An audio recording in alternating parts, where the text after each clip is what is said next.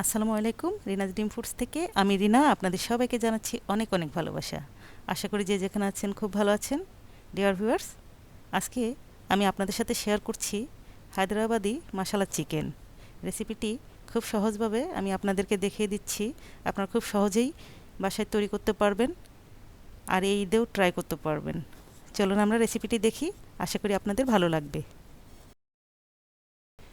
ঘরে থাকা উপকরণ দিয়েই আজকের চিকেনটা আমি রেডি করব।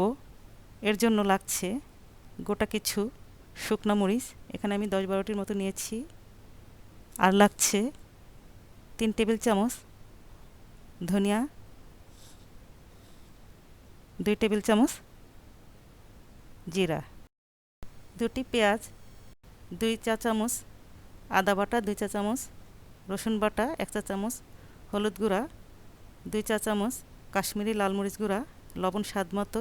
আর লাগছে দই 1 কাপ, টক দই এবং 1 চা চামচ গরম মশলা গুঁড়া। এখানে আমি একটি ফ্রাই প্যানে 3 টেবিল চামচ তেল দিয়ে 1 কাপ কুচি করে রাখা পেঁয়াজকে বেরেস্তা করে নিচ্ছি। আস্তে আস্তে বেরেস্তাটা করে নিতে হবে যাতে পুড়ে না যায়। কিছুক্ষণ পর পর নেড়ে দিতে হবে।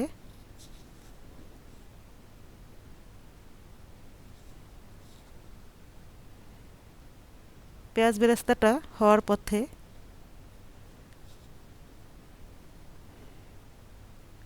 হয়ে গেছে, এখন তুলে নিচ্ছি। তুলে নেওয়ার পরে একটু গুঁড়া করে রেখে দিচ্ছি। এখানে আমি নিয়েছি 1 কেজি চিকেন, পরিষ্কার করে ধুয়ে নিয়েছি। তার ভিতর দিয়ে দিলাম সেই গুঁড়ি করে রাখা বেরেস্তা এবং 1 কাপ টক দই আর আদা বাটা, রসুন বাটা, স্বাদ মতো লবণ। সবগুলো উপকরণ একসাথে মিশিয়ে ম্যারিনেট করে রাখবো 1 ঘন্টার জন্য।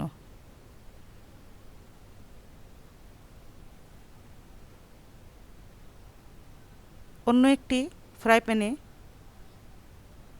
শুকনো মশলাগুলা টেলে নিচ্ছি।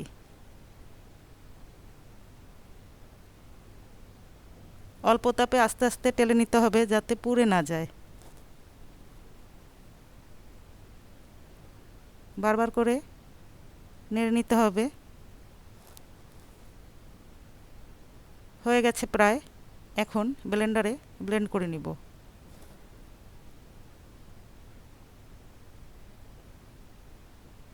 এর সাথে দিয়ে দিব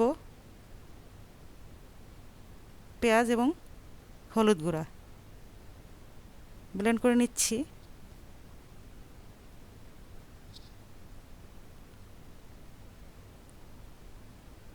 এখন কিছুটা পানি দিয়ে পেস্ট করে নিব।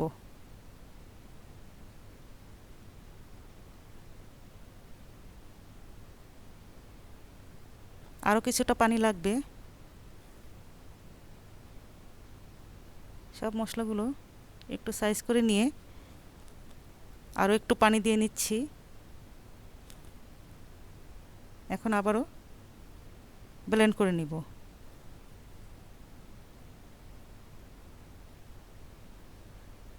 মিক্স করে ব্লেন্ড করে নিতে হবে।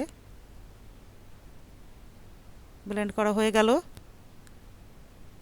এখন যেই তেলটাতে আমি পেঁয়াজ বেরেস্তা করেছিলাম সেই বাকি তেলটার ভিতরেই ব্লেন্ড করা মশলাটা দিয়ে দিচ্ছি। মশলাটাকে খুব ভালো মতো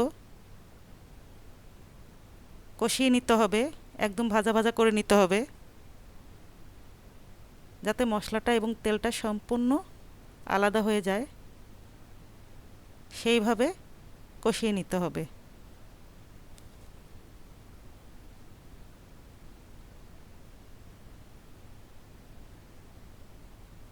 কিছুক্ষণ পর পর নেড়ে দিতে হবে। মশলাটা প্রায় হয়ে গেছে।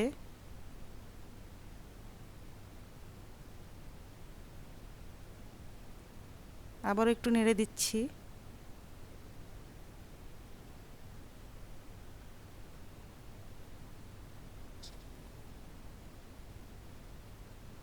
এখন এই মশলাটায় ম্যারিনেট করা চিকেনটা দিয়ে দিচ্ছি।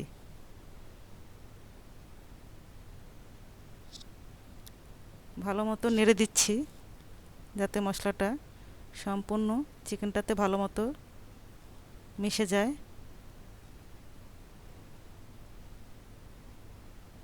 চিকেন থেকে যেই পানিটা বের হবে আমি সেই পানিটা দিয়েই চিকেনটাকে 12-15 মিনিট মিডিয়াম হাই ফ্লেমে রান্না করব। কোনো পানি ব্যবহার করব না। এখন কিছুক্ষণ পরপর নেড়ে দিতে হবে যাতে তলায় লেগে না যায়, খেয়াল রাখতে হবে। এখন দিয়ে দিচ্ছি 2 চা চামচ কাশ্মীরি লাল মরিচের গুঁড়া। কাশ্মীরি লাল মরিচের গুঁড়া না থাকলে আমরা যেই নর্মাল মরিচের গুঁড়া ব্যবহার করি সেটা দিলেও হবে, কোনো সমস্যা নেই। কাশ্মীরি লাল মরিচের গুঁড়াটাতে ঝাল কম থাকে। আপনারা আপনাদের টেস্ট মতো সাধারণ মরিচের গুঁড়াটা ব্যবহার করবেন।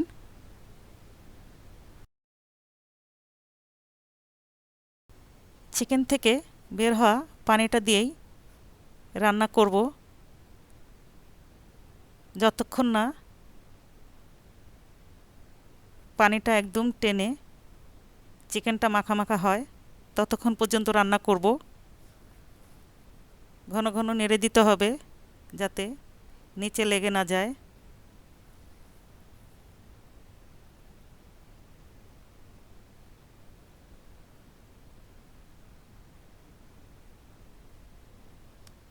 বারো থেকে 15 মিনিট লাগবে মাখা মাখা হতে। মাঝে মাঝেই নেড়ে দিব।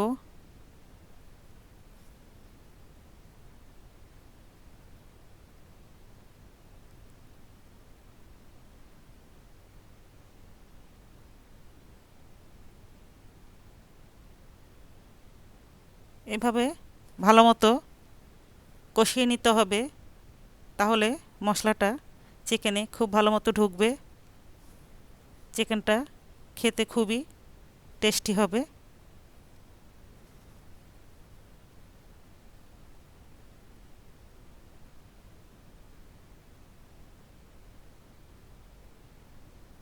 কালারটা কিন্তু খুব সুন্দর এসেছে।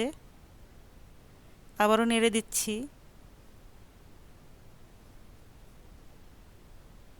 পানিটা প্রায় শুকিয়ে এসেছে।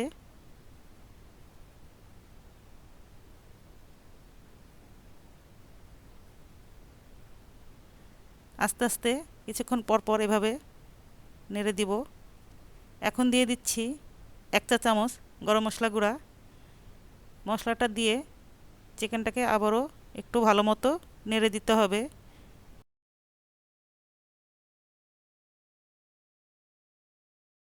আবারও কষিয়ে নিতে হবে।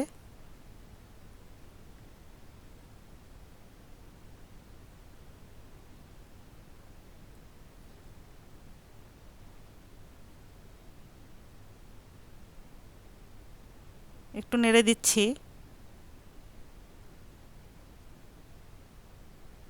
2-3 মিনিট কষানো হয়ে গেল। এখন দিয়ে দিচ্ছি 2 কাপ পানি। আর কোনো পানি ব্যবহার করব না। ভালো মতো নেড়ে দিচ্ছি।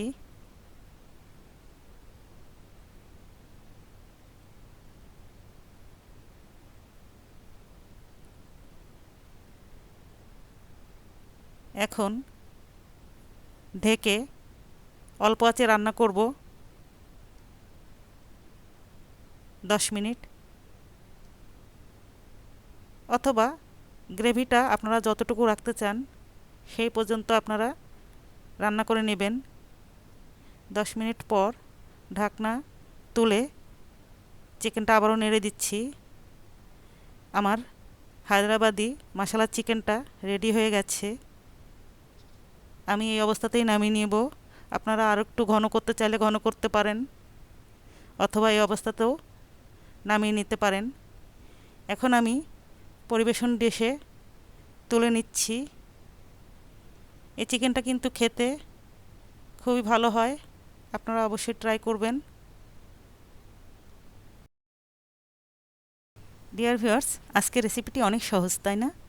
আশা করি আজকের রেসিপিটি আপনাদের ভালো লেগেছে। আপনাদের ভালো লাগলে আমারও খুব ভালো লাগবে। সবাই খুব ভালো থাকবেন, নিরাপদে থাকবেন, আর অবশ্যই স্বাস্থ্যবিধি মেনে চলাফেরা করবেন। পরবর্তী রেসিপি দেখার আমন্ত্রণ জানিয়ে আজকে এখানেই বিদায় নিচ্ছি। আল্লাহ হাফেজ।